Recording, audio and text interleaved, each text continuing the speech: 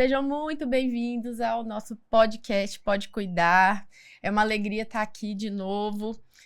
Hoje eu estou com uma pessoa muito especial aqui, com uma história muito bacana, uma profissional muito bacana mesmo, que eu estou conhecendo aqui mais a história dela. Vai ser muito bom falar sobre as vivências, o que já chegou até aqui, né? Vivendo. Sim. Então, hoje eu tô aqui com a Felícia. Muito obrigada por ter recebido, por ter aceitado o meu convite para estar aqui. Eu que agradeço, Rebeca, a oportunidade de estar aqui, te conhecendo pessoalmente. Sim. Também. Sou admiradora do seu trabalho Obrigada. Aqui em São José. E vai ser um prazer, com certeza, fazer esse bate-papo. Legal, muito obrigada. Eu vou pedir para vocês começar se apresentando, tá? Sim. Eu tenho, de onde você quiser começar, tá? Fica à vontade. Sim. A parte profissional, né? Eu sou psicóloga, né?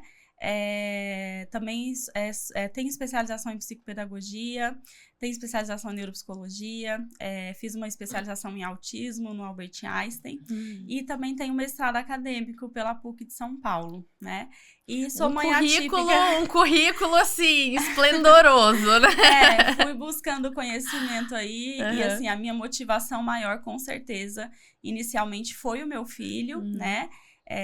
E depois os meus pacientes, né? Enfim, o nosso trabalho mesmo, né? Nos motiva muito. Sim. Aí buscando cada vez mais. E assim como você também tem 2 graduações, né? Que eu também acho, nossa, meu Deus, muito difícil enfrentar uma segunda graduação, né? Mas aí a gente vai, né? A gente vai seguindo os nossos sonhos, né?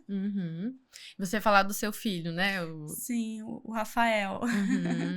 O meu filho é autista, né? Ele tem diagnóstico de autismo. Quando ele foi diagnosticado a primeira vez, ele foi diagnosticado com síndrome de Asperger, né? Então, que hoje nem tem mais no DSM-5. E assim, a principal característica assim, dele que eu percebia realmente que tinha algo diferente, né? Era a ausência da fala, né? Já assim, em fase tardia, 3, 4 anos, né? A ausência da fala. E os flappings, né? Então, sempre em momentos de euforia, né? Saía correndo ali, fazendo os flappings. Então, isso chamava muita atenção, né? E a amamentação dele também ali, que foi... eu consegui tirar ali numa fase bem tardia, depois dos 6 anos, mais ou menos. Então, depois que veio, assim, essa questão do diagnóstico, aí foi que a amamentação ficou mais difícil, porque aí eu tinha dó, né? De fazer esse corte. Então, ali eu, naquela época, né, assim, não tinha esses profissionais com essas formações que a gente tem hoje, né, esses super atendimentos com equipe multidisciplinar, né, então, assim, nem se falava de TEA naquela época, né. Sim. Então, logo depois a síndrome de Asperger passou a não existir mais, e aí foi o TEA, né, o autismo, né, e aí, assim, as terapias era terapia de 1 vez por semana, 30 minutos, sem orientação nenhuma, né, sem ninguém saber muita coisa, e aí eu fui tentando ali, minha mãe sempre me auxiliando, né, a minha avó professora, as minhas tias professoras sempre tiveram muito contato com criança, eu mesma sempre tive muito contato com criança, né, assim, fui muitas vezes com a minha avó junto nas aulas, né, então eu gostava muito disso, junto com as minhas tias também nas escolas que elas iam dar aula, eu acompanhava algumas vezes. E assim, nesses contatos com criança, com as minhas irmãs também, né, eu ajudei a minha mãe com as minhas irmãs, então eu via realmente que tinha algo diferente e o que eu precisaria fazer, e o que eu precisaria fazer para chegar no que era esperado, né, então eu olho para trás hoje e vejo, algumas coisas eu faria diferente, a gente como mãe sempre carrega alguma culpa, né, sim. Então assim, eu me culpo por algumas abordagens ali que eu fiz com ele, de assim, voz da minha cabeça, porque eu não tinha conhecimento técnico nenhum, mas assim, funcionou, né, então isso é o mais importante, né, deu certo, ele se desenvolveu bem, depois começou a falar, a fala foi assim, praticamente algumas coisas próximo de algumas coisas que a gente faz hoje no consultório, mas que a gente não pode fazer mais, então, por exemplo, eu nem sabia, mas ele gostava muito de doce, gostava de danoninho, mas muito de doce. E aí eu usava os Danoninhos pra fazer ele falar. Então, assim, eu falava pra ele, fala mamã, mamã. E aí, ele na vontade, né, de ter o Danoninho ali, ele começou a responder. E eu falei, o caminho é esse, foi o que deu certo. Então, eu comecei a fazer isso, e aí depois também teve a questão do desfraude, né, que também era muito difícil. E aí, eu tinha essa angústia que as mães têm hoje, né, que elas trazem pra gente na clínica. Ele me olhava e eu falava com ele e eu pensava, será que ele tá entendendo o que eu tô falando? Né? Então eu falava pra ele, olha, o xixi é no vaso, vamos fazer o xixi no vaso. E ele até me olhava, mas assim, ele não respondia. Então assim, eu ficava com essa preocupação. Parece que ele não tá me entendendo, né? Parece que ele não tá entendendo o que eu tô falando pra ele. Então, acho que essa é a maior angústia, assim, que a gente passa, é de ver que o nosso filho não tá compreendendo o que a gente tá passando para ele. E aí, nessa época, eu peguei férias do meu trabalho, e aí eu pensei, não, agora eu vou fazer o desfraude. Aí eu entrei, fiquei trancada no banheiro com ele, né, e assim, a minha mãe também muito, né, assim, sempre me acompanhando, ela falou, não, entra aí, só sai daí quando ele fizer xixi no vaso. A ferro e fogo, né? A ferro e fogo. E aí eu entrei lá com ele e falei assim, eu chamo ele de Vida. Eu falei, Vida, você vai fazer xixi no vaso e assim, a gente só vai sair daqui quando você fizer xixi no vaso. E aí deu certo e eu fiquei fazendo isso por alguns dias, até que ele, no meu período de férias mesmo, eu consegui esse ganho dele, né, desfraudar. Ele tinha quantos anos? Nessa época ele tinha em torno de 4 para 5 anos, né? Então, é isso, assim, foi tudo acontecendo ali do jeito que a gente dava conta, né, nessa época.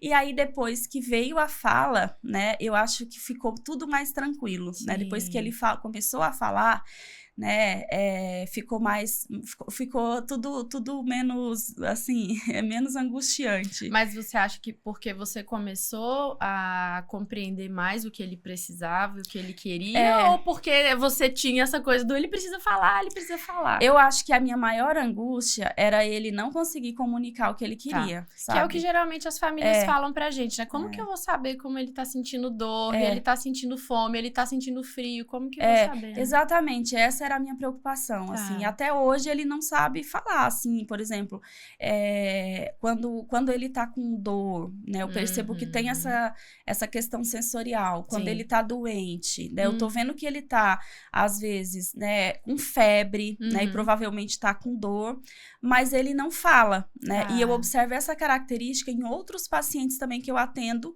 né, adultos até, que são, assim, autistas bem funcionais, bem desenvolvidos, e assim, tá bem na consulta e no dia seguinte tá internado no hospital. Nossa. Então, assim, eu já vi, assim, muito isso acontecer. Então, até hoje, ele tem essa dificuldade de reconhecer as sensações do corpo dele, né? Quando não vai bem, quando ele, de repente, vai ficar doente, ele não consegue perceber esses sinais, né? Então, só percebe quando já tá, assim, muito mal, e aí eu já tenho que correr com ele pro hospital. Não, isso é muito legal você dizer, porque tem essa... Igual eu falei, né? As famílias têm essa preocupação de falar, eu quero que meu filho fale para que ele me diga o que ele tá passando, o que ele tá sentindo, o que tá acontecendo com ele. Só que se também não tiver um treino focado, né, uma intervenção focada nessa percepção, ele não vai espontaneamente, muito provavelmente não vai ser espontâneo esse tipo de relato, né? Exatamente. Por exemplo, terapia ocupacional, foi uma terapia que ele não fez, né? Então, assim, faltaram muitas coisas, né? Que, assim, veio a fala, ele fala muito bem, mas para comunicar, assim, emoções, né, sentimentos, sensações, tem esse prejuízo, né? Então, teve, assim, um episódio que eu me lembro, assim, que foi algo muito difícil, assim, traumático para mim, né? Na época, a gente morava na Zona Leste, assim, estávamos há pouco tempo em São José, e aí, à noite, eu percebi que ele tava com febre, aí eu dei um remédio, e eu falei pra ele, Rafael, o que você tá sentindo? Ele falou pra mim, eu não tô sentindo nada, nada. Mas ele tava com febre, aí eu dei dipirona, né? E aí deitei, assim, pertinho dele, e daqui a pouco ele levantou e começou a vomitar, e falou assim pra mim, eu acho que eu vou desmaiar. Aí eu coloquei ele no carro e assim, ele hoje eu já não conseguiria fazer isso, porque Sim. ele já tem quase 1,90 m. Eu coloquei ele no carro e saí desesperada, Nossa. assim, pra levar ele pro hospital. E aí chegou lá no hospital, assim, a pressão dele tava muito baixa. E aí ele ficou internado e ele não conseguiu falar o que ele tava sentindo. Ele não conseguiu falar os sintomas dele, né? Então, quando eu cheguei lá com o médico, eu falei, ele é autista, né? Ele não fala sobre o que ele sente, né? Então, isso, assim, hoje eu percebo o quanto isso pode prejudicá-lo, né? Na autonomia dele, né? Então, essa hoje é uma das minhas grandes preocupações, né? Dele ficar doente, tá longe de mim, né? E, assim, não saber falar o que ele tá sentindo. Então, eu tô sempre em alerta, assim, sempre colocando a mão nele, né? Pra ver se ele tá quente, nesses momentos, nesses períodos, assim, tá todo mundo com gripe, né? Então, eu fico em alerta, porque realmente essa é uma característica que, assim, eu vejo que é um ponto que não consegui desenvolver tão bem com ele. E na época, bom, quando ele era criança, porque agora ele tem 16 anos, né, que você falou.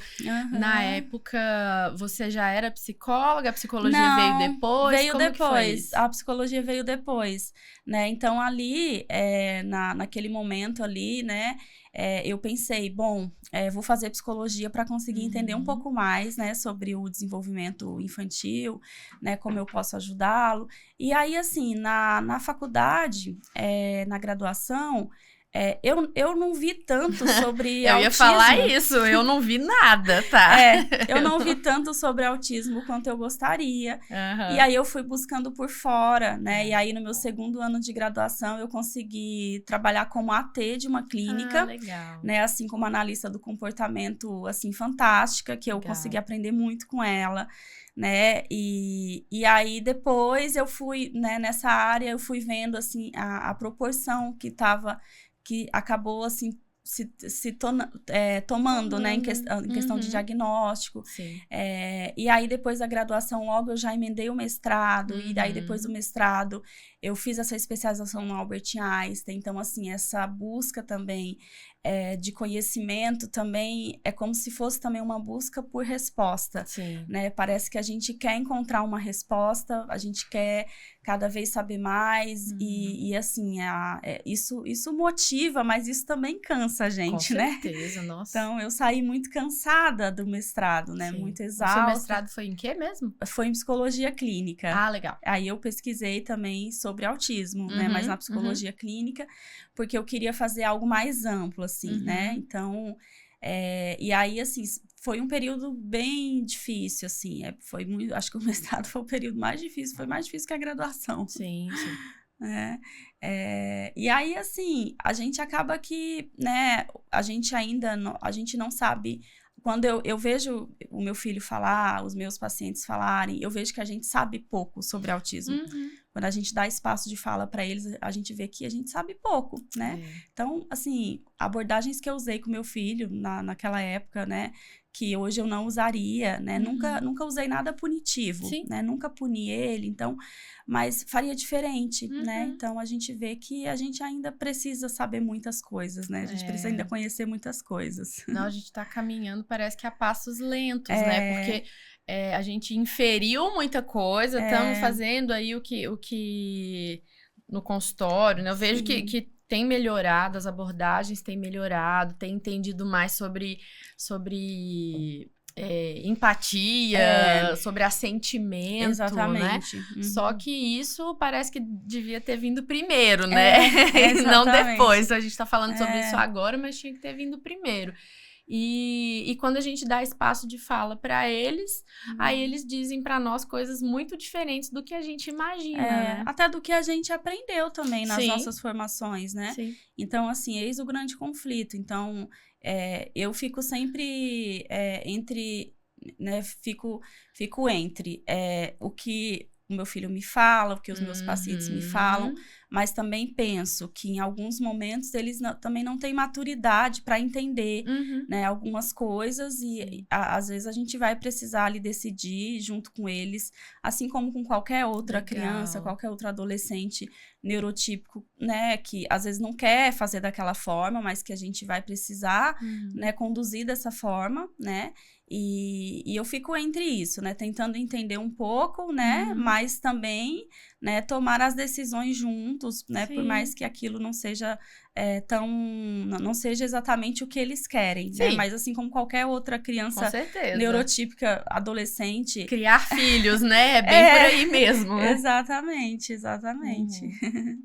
Que legal, viu? É muito, muito interessante essa caminhada sua. E agora, profissionalmente, fala um pouquinho como que tá, assim, sua vida agora.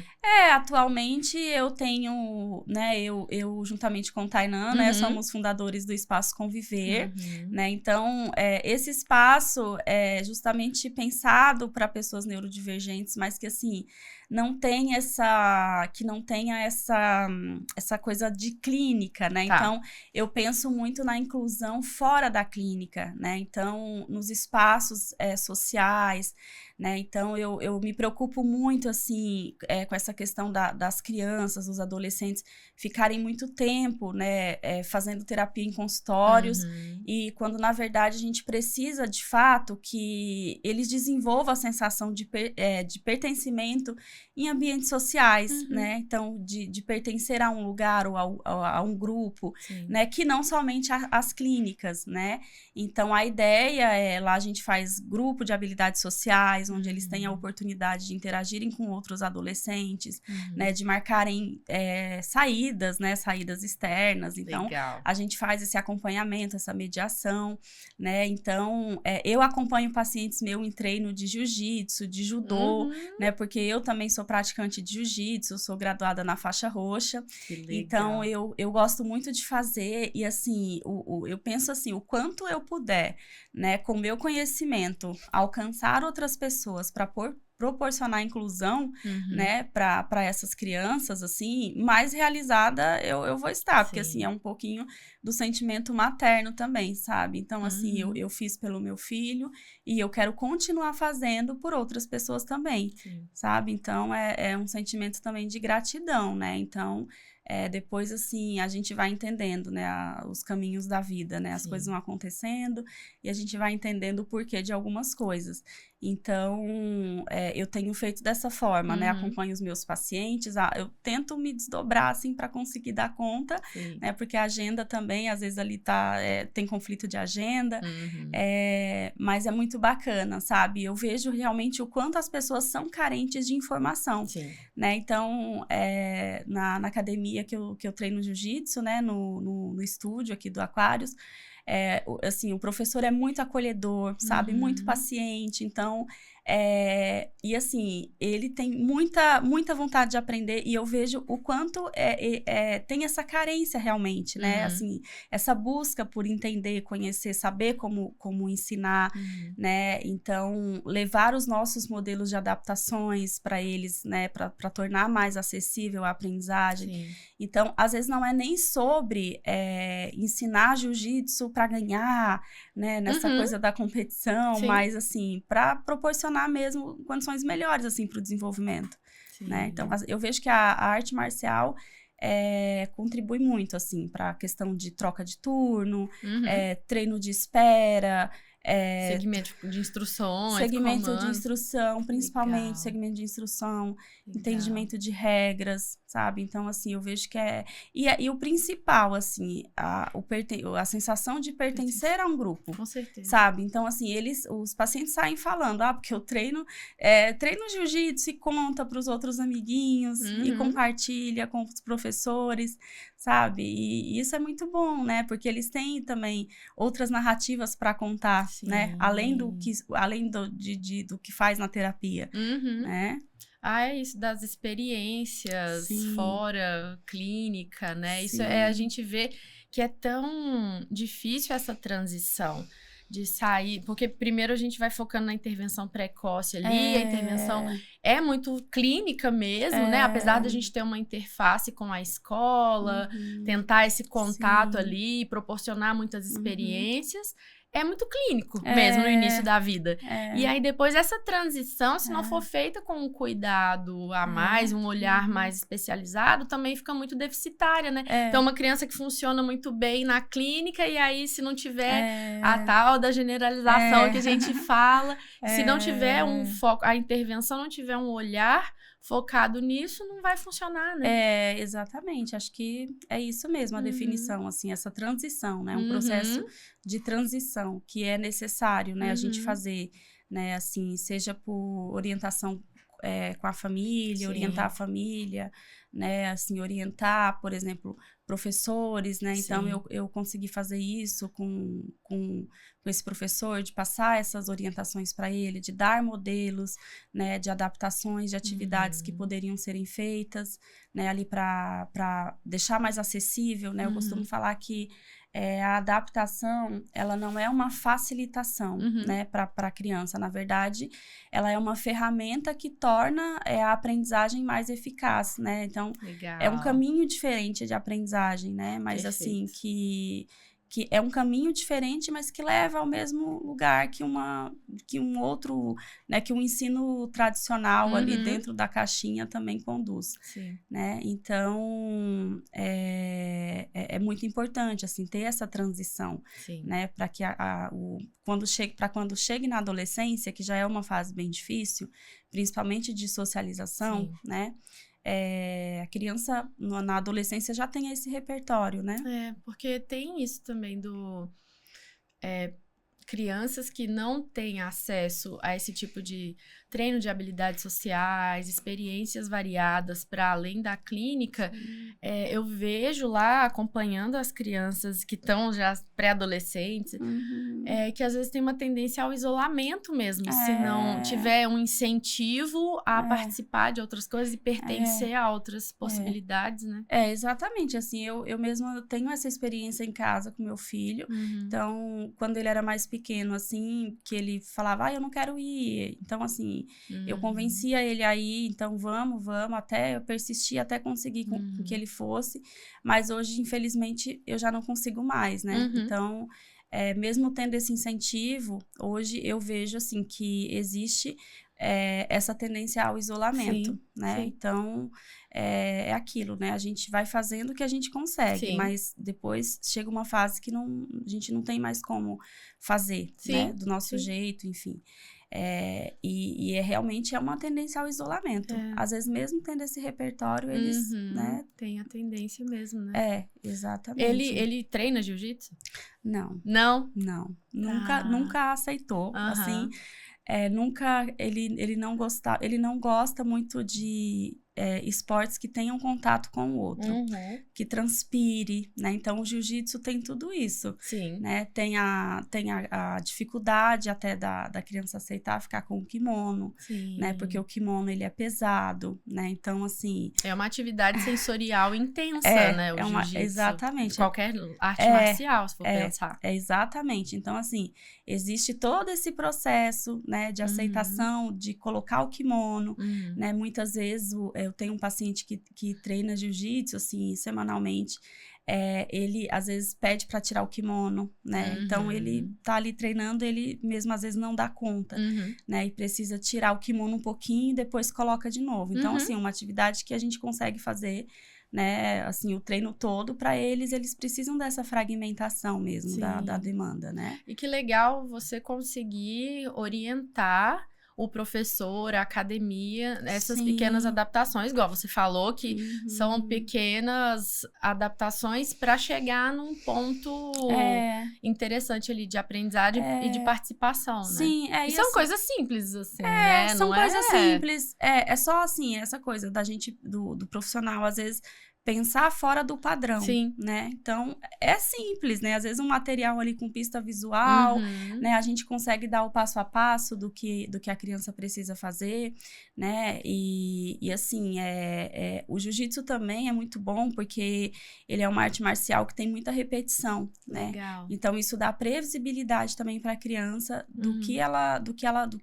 vai fazer, né? E ela já fica mais segura, assim, ela já consegue consegue se planejar melhor, né, pro que vai acontecer, né, então tem o judô também, né, muita repetição, Sim. Então eu acredito que isso deixa eles mais seguros também. Que legal, já sabe mais ou menos o que esperar, né, e quando vai passando de fase ali, já tem uma previsibilidade do que vai acontecer. Exatamente, Legal. Então assim, eu vejo que a análise do comportamento pode ajudar a gente, assim, em muitos contextos, né, em ambientes diferentes, assim, eu acho que essa é a parte mais legal, assim, de tudo isso.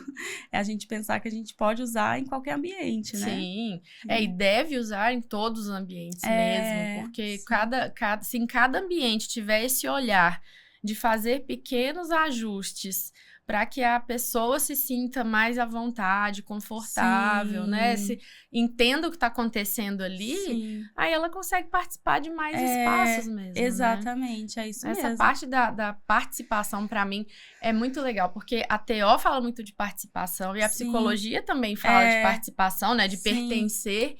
E aí, quando eu consigo unir essas duas...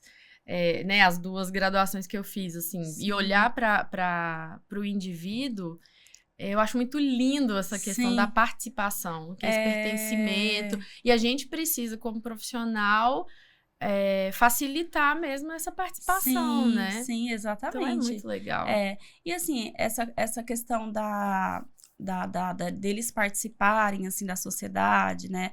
É muito particular de cada um, né? Então, por exemplo, o meu filho já tá numa fase que não quer sair para comprar roupa, não quer sair para nada. Então, assim, para absolutamente nada.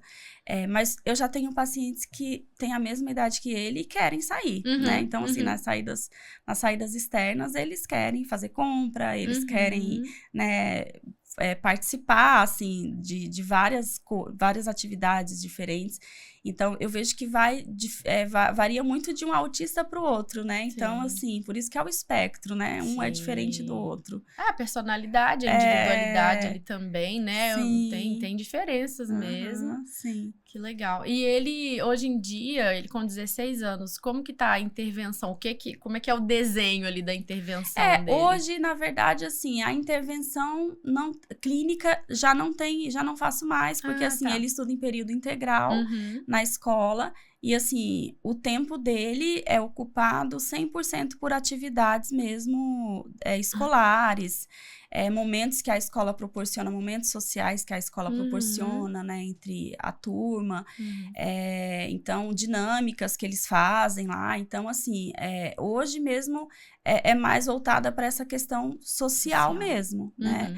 Então, entre ele e os colegas de sala de aula, né? Então, ele participa das Olimpíadas, de todas as Olimpíadas que tem. Ele, assim, foi atleta daqui de São José de xadrez, né? Que legal. Então, por muito tempo, ele ficou jogando xadrez e a gente foi em campeonatos e, assim, foi muito gostoso, né? E aí, depois eu percebi que ele estava se sobrecarregando, né? Com a questão ali do xadrez, que exige muito estudo também. Sim. E aí, eu falei para ele, olha, talvez você precise parar o xadrez por um tempo, deixar só como hobby. Então, ele não consegue... Quando ele entra em alguma coisa, ele faz aquilo, tenta fazer o melhor dele, assim, sabe? Eu vejo também o quanto que ele fica cansado. Sim. Né? E a prioridade, assim, sempre foi, desde o início, que ele estude, sabe? Então, assim, eu tinha muito receio, acho que como todas as mães, mas eu vejo que isso também é um tabu, sabe? É uma coisa que... não é isso que vai definir, né? Certo. Mas eu falava, não, você tem que estudar. Então, tinha aquela cobrança também, sabe?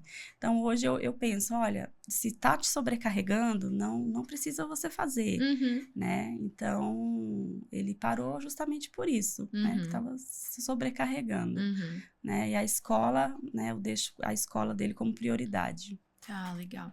E aí tem uma preferência mesmo por atividades mais cognitivas, assim, menos físicas. Atividades mais cognitivas, porque foi o que eu fui condicionando também, sabe? Tá. Então, assim, é aquilo, naquela época não tinha a valorização da terapia ocupacional que tem hoje, né? A gente não entendia a importância da integração sensorial, né? Hoje não, hoje eu já entendo, né? A gente já entende, a sociedade como um todo que entende um pouco sobre autismo, já sabe a importância do trabalho da terapia ocupacional. Então, essa coisa mesmo de não conseguir comunicar os sintomas, né, do que está sentindo, né? Então, isso foi falta de integração sensorial, né? Então, acabou que, né, a gente não seguiu esse caminho de vamos também fazer outras coisas, né? Sim. Porque eu acho que agora que tem se falado muito na parte sensorial, bastante, mas também na motora, né? Exatamente. Qual a importância da intervenção nos atrasos motores, nas dificuldades motoras que vão dificultando a integração, a inserção em atividades desse tipo. E crianças que têm um cognitivo muito preservado vão para o lado das brincadeiras ali, do que interessa a eles, né? Igual você tá falando, do xadrez, talvez um quebra-cabeça, uma matemática, etc. E aí vai deixando o motor de lado, porque parece ser mais desafiador em alguns casos a parte motora, né? A parte motora Então, assim, eu vejo que para ele, realmente, isso sempre foi um desafio, né? Então, por exemplo, a escrita, né? Então, assim, algo que me chamava, que, assim, me incomodava muito, a escrita, né? E eu dava cadernos e cadernos de caligrafia, e a escrita me incomodava muito, e até hoje me incomoda. Mas aí, com a chegada da tecnologia, eu também comecei a pensar... tudo bem, ele não precisa escrever, ele pode digitar, né? Então, não precisa essa exigência, assim, nossa, a letra tem que estar perfeita, né? Então, isso é algo também que eu oriento também as famílias, assim, não se preocupem, né? Eles podem usar a tecnologia, né? Assim, ao favor deles, digitar ao invés de escrever, né? Então, essa questão da escrita é algo que também teve poucas evoluções, assim. Aí vai calibrando um pouco das expectativas e entendendo essa questão motora, né? E é um padrão, parece mesmo, né? É um padrão. Eu vejo isso, assim, em todo o público que eu atendo. Eu também. A dificuldade de escrita, né? E essa dificuldade mesmo em envolvimento de atividades motoras, tem visto muito isso. Vai perdendo interesse. Quando é menorzinho, talvez participe de mais coisas, faz aula de circo, faz aula disso, daquilo. E depois vai perdendo um pouco. Eles vão perdendo, vai ficando para eles o que é mais confortável, né? Então, assim, a atividade física, eles transpiram, eles não gostam de calor. Então, assim, no inverno é uma época muito difícil, né? Acho que para todas as famílias, porque eles não querem colocar roupa de frio, né? Então, nesses dias mesmo, assim, que tava mais frio, ele tava... assim, se vestindo para ir para a escola só com uniforme, sem roupa de frio, 9 graus, e ele não sentia frio, né? Então, aí eu fico também associando, né? Nossa, como que também é difícil quando tá calor e ainda tem que fazer um pouco mais de se exercitar um pouco mais no calor, quanto que deve ser difícil, porque se no frio já não coloca blusa, né? Então eu vejo que tem essa questão. Verdade. É intenso, né? São sensações muito intensas. Exatamente. Mesmo. É legal que tem uma terapeuta ocupacional do Sul que ela tem falado bastante sobre adultos, né? A integração sensorial nos adultos, que é difícil ver profissionais falando sobre os adultos na integração sensorial, né? E na interocepção também, que é essa sensação interna, né? Como que você... o mundo interno ali das sensações. Mas, assim, no Brasil, ela é tipo, a única, né? E ela tem uma sala de integração sensorial, tem a clínica dela, que trabalha a parte sensorial com adultos. Ai, que bacana. Então, assim, isso é uma coisa que, pensa, né? No Brasil inteiro, a gente tá com uma pessoa se destacando aí falando sobre isso. Claro, devem ter outras, mas que tá em destaque mesmo é ela. E fala muito sobre isso. E assim, gente, tem um impacto importante, né? E aqui em São José, por exemplo, pouquíssimas terapeutas ocupacionais trabalham com integração sensorial em adolescentes e adultos. É verdade. Muito pouco mesmo. Eu vejo, assim, um trabalho voltado mais para a questão de autonomia e vida diária, mas, assim, a integração sensorial, de fato, não tem, né? Então, isso é importante porque eu vejo os déficits, né, que são importantes serem trabalhados também na fase da adolescência. Sim. Né? E a gente sabe que tem muita mudança corporal, hormonal. Sim. E aí, como que isso é percebido também para o adolescente, né? Como que deve ser isso? Exatamente. A menina, por exemplo, que passa por todas as mudanças bem intensas corporais, a parte até menstruação e tal. Gente, como é que deve ser uma loucura ali nessa cabecinha, né? Eu vejo que realmente é um grande desafio, assim, para as meninas autistas. Né? Na clínica, eu vejo que realmente é algo que parece que elas nunca estão preparadas. Né? Então, vem em idades diferentes, em momentos diferentes, mas parece que elas não estão preparadas, né? Por mais que a gente, às vezes, trabalhe aquilo, de fato, é algo que incomoda, né? Então, assim, às vezes não tem essa noção temporal de em qual momento eu preciso fazer essa troca, né? Em qual momento que eu preciso olhar para ver se está tudo bem, né? Então, assim, no geral, a gente consegue observar, né? O quanto essa parte sensorial deles na adolescência realmente fica muito difícil deles perceberem as sensações do corpo, né? Ter essa percepção corporal é muito, né? Fica muito intensa na adolescência, né? Porque a criança, a gente meio que já tem o hábito de entregar tudo e a gente já não espera que a criança fale muito sobre o corpo dela, né? Então, e aí a gente só consegue perceber na adolescência o quanto que, né, isso fica deficitário mesmo. É a dificuldade de modulação dessas sensações, Sim, né? Exatamente. Eu acho que é por isso que é tão importante a gente pensar, né, na adolescência, na fase adulta, né, como que a gente pode trabalhar essas demandas sensoriais, né? Porque na infância a gente trabalha ali de acordo com o que é esperado ali para a infância, mas eu vejo que isso vai também para a adolescência de uma forma diferente, né? Então, acho que a gente precisa mesmo olhar para isso, né? Para essas questões sensoriais, porque não é só falar, né? Então, a gente, né, como mãe, espera muito a fala. E, assim, é ótimo.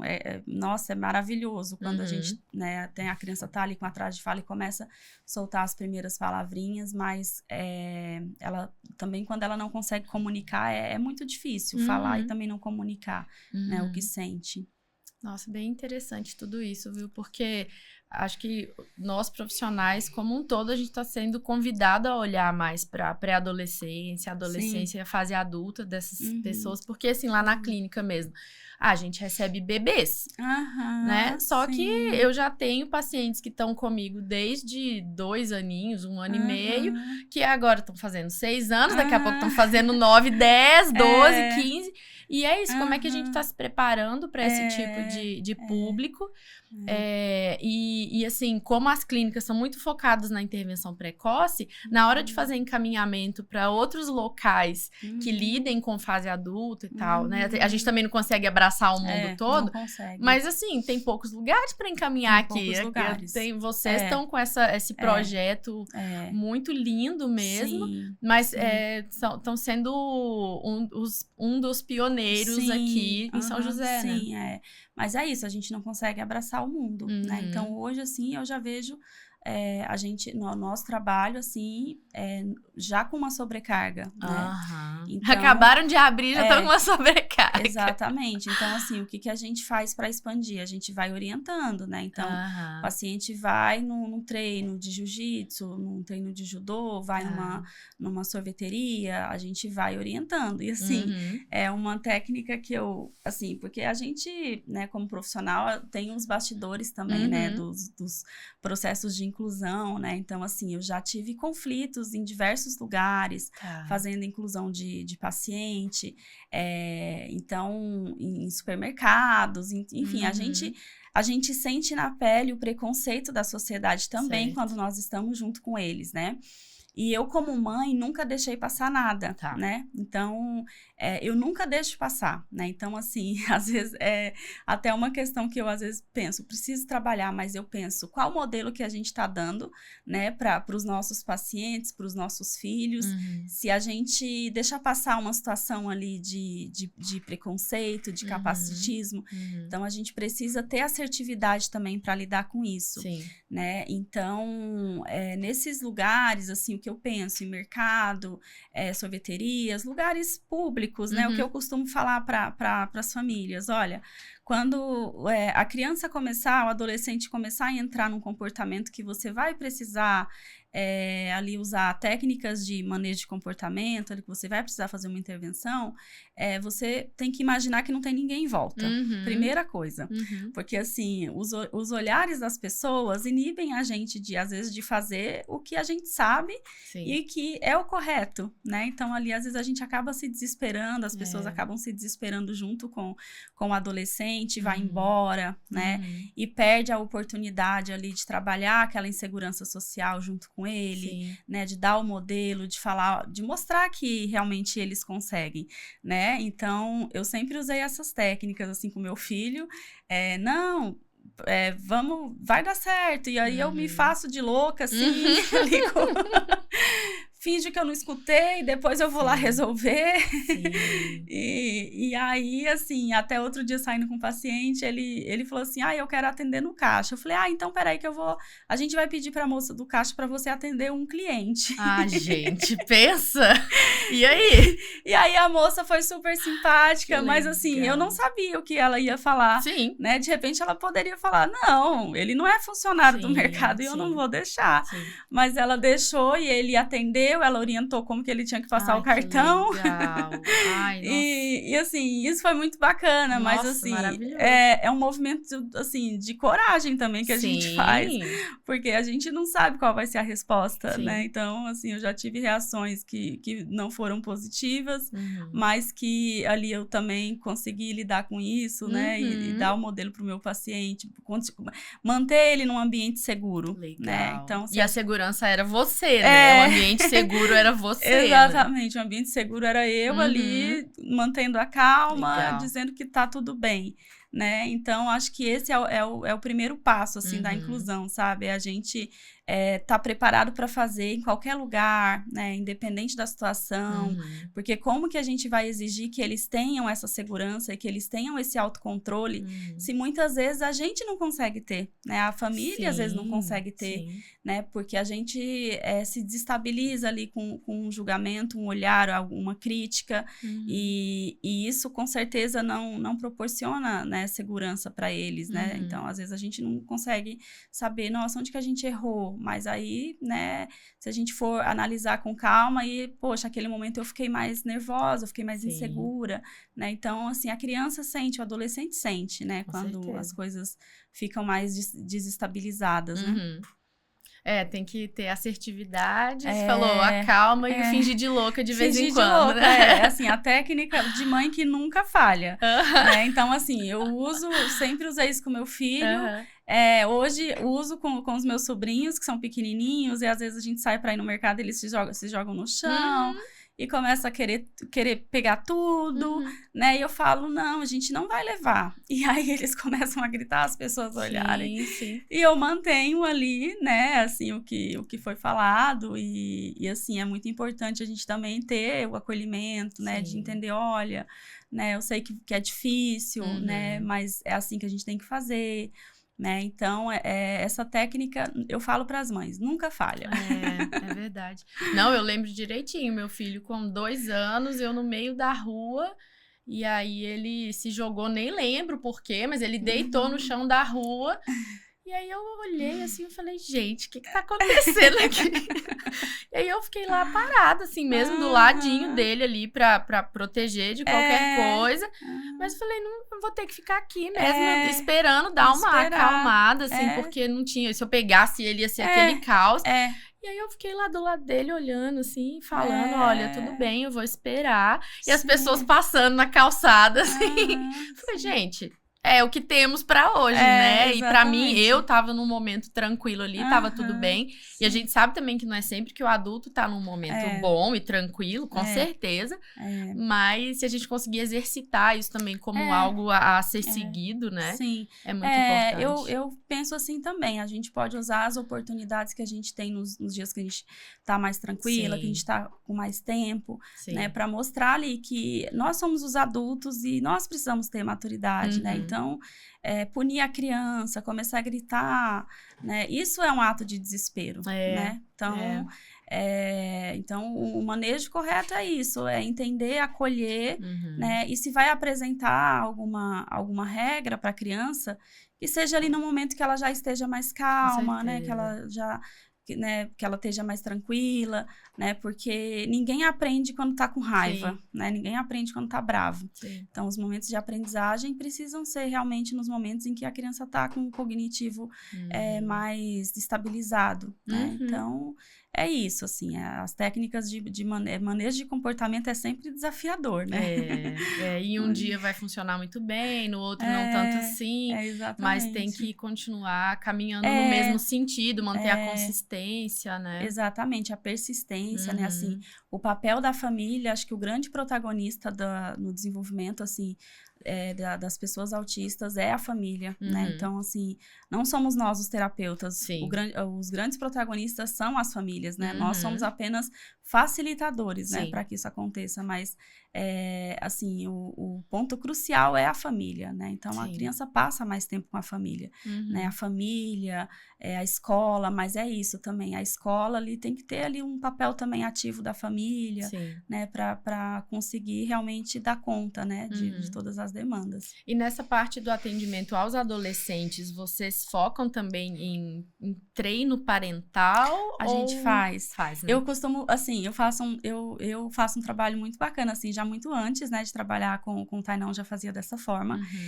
Eu gosto muito de trabalhar com a família presente, né? Então, assim, as mães nas terapias. Legal. Né? Então, assim, eu sempre coloco o meu coração nos atendimentos, porque eu sempre penso o que eu, como mãe, gostaria, né? Então, eu vejo que a mãe estar junto na sessão comigo é uma oportunidade dela ver o que está sendo feito, né? E ela se sentir mais segura também para fazer aquilo, porque se ela vê que está dando certo ali, ela pode tentar fazer isso em outros ambientes, né?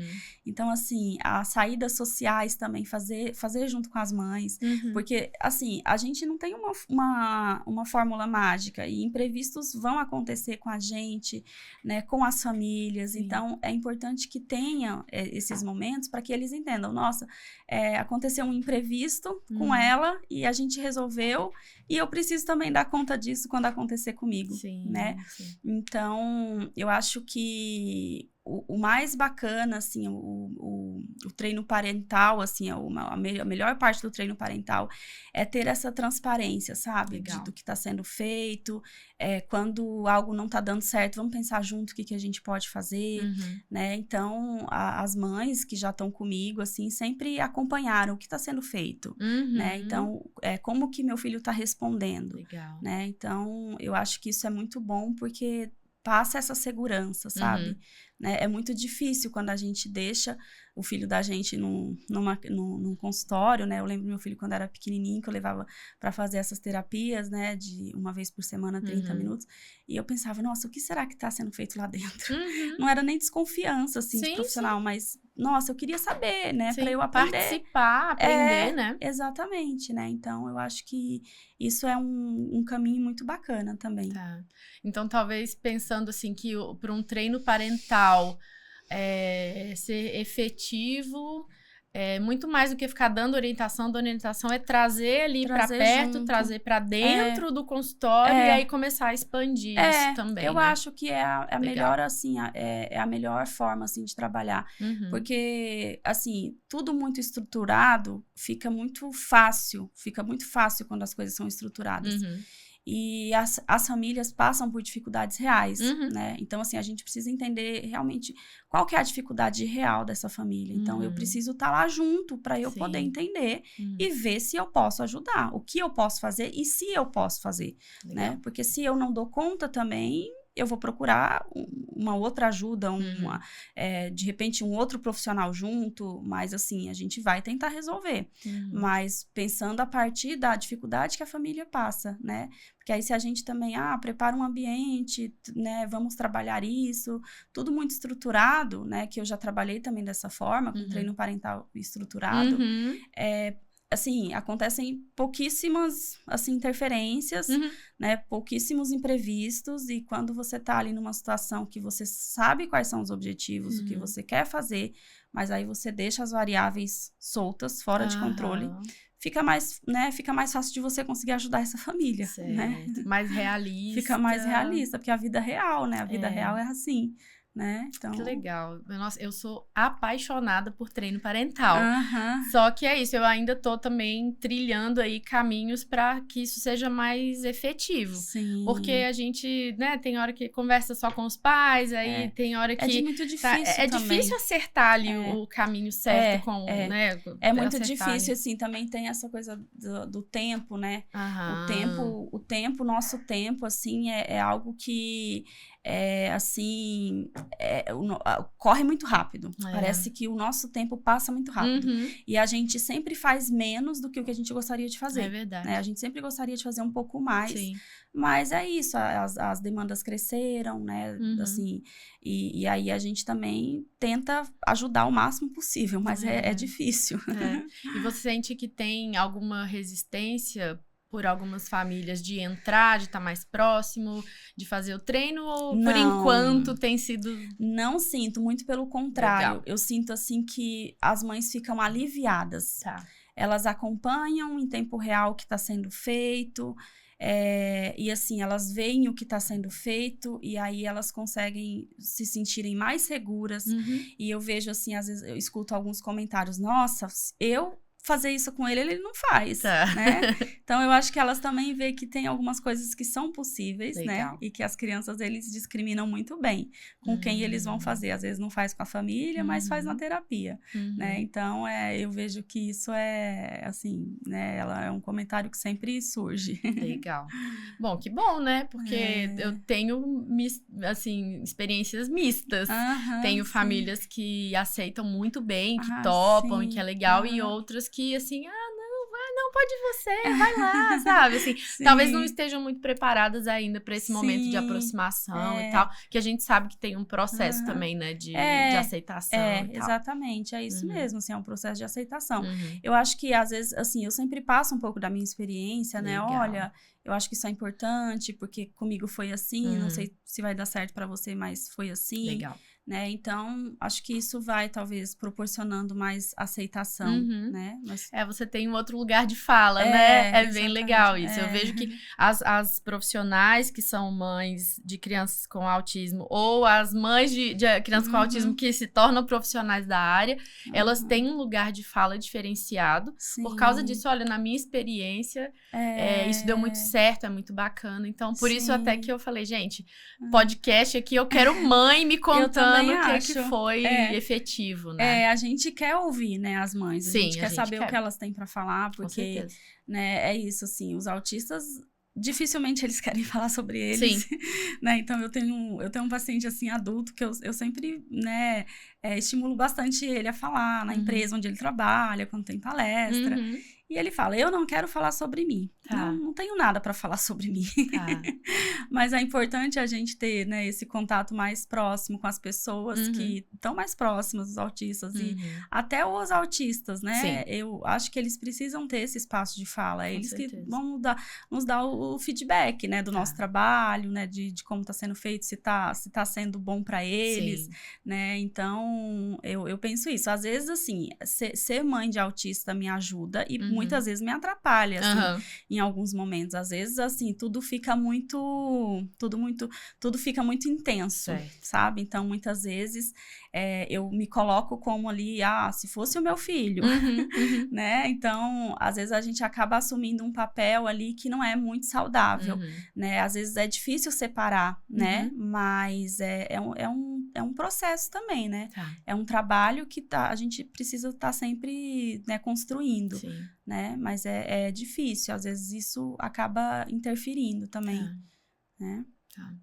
Olha, eu só queria dizer que o Tainan vai ter que aceitar que ele vai ter que dividir você comigo, que eu quero ser sua amiga, tá? Então, eu também. Tainan, desculpa, tá? Mas ela vai ser minha amiga agora, porque ela é maravilhosa. Olha, muito obrigada. Foi um espetáculo essa conversa com você. Foi maravilhosa. Muito legal conhecer mais a sua história. Eu acho que você tem que voltar mais e de conversar sobre mais um monte de coisa. Com certeza. Porque tem muita bagagem, tem muita história legal. Né? A gente, né, assim, é isso, né? Eu sempre falo muito como terapeuta, né, assim, para as famílias. E aí, né, ter um espaço para falar como mãe também é muito bom. Que joia. Então, muito obrigada mesmo. Foi um prazer enorme. Volte mais. Eu que agradeço, Rebeca, o convite. Eu que agradeço. Obrigada. Então é isso, gente. Por hoje terminamos. Apesar de ter muita coisa ainda para conversar, ela vai voltar, tá? Pode deixar que ela vai voltar. A gente fica por aqui e continuem acompanhando que vem mais coisas boas por aí. Até mais.